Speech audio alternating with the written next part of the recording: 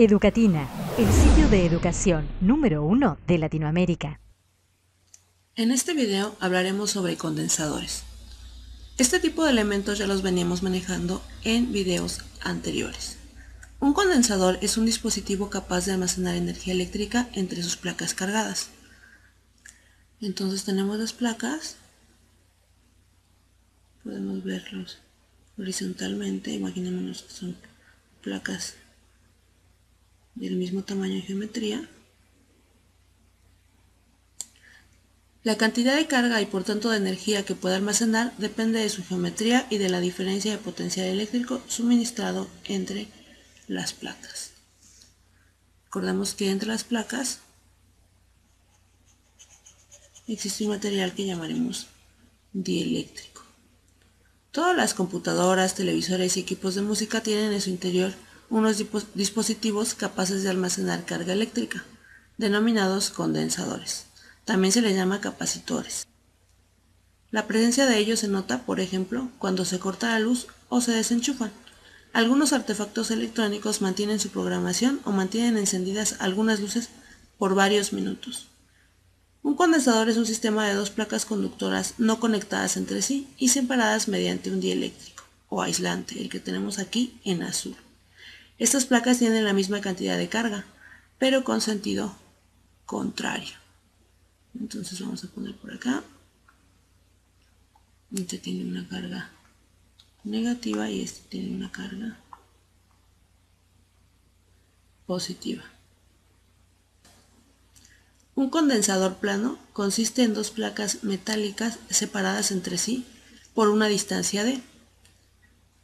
Si se conecta una batería a las placas del condensador, se le transfiere una cantidad de carga que es directamente proporcional a la diferencia de potencial suministrada por la batería o voltaje.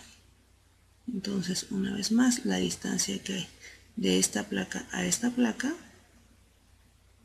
es una distancia de minúscula.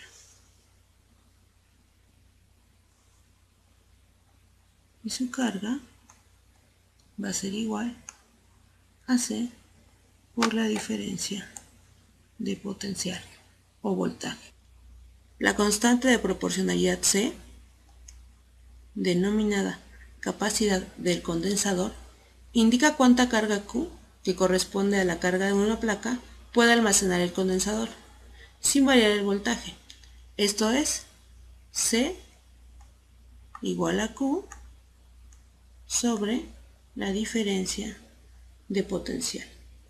En el Sistema Internacional de Medidas, la capacidad de C se expresa en una unidad llamada Farad, en memoria de Michael Faraday, y que corresponde a un Farad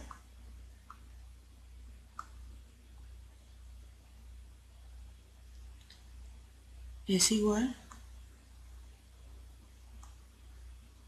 a Coulomb sobre volt. Como la cantidad de carga que puede almacenar un condensador es directamente proporcional a la diferencia de potencial que existe entre sus placas, al graficar Q en función de B se obtiene una línea recta. Vamos a graficarlo.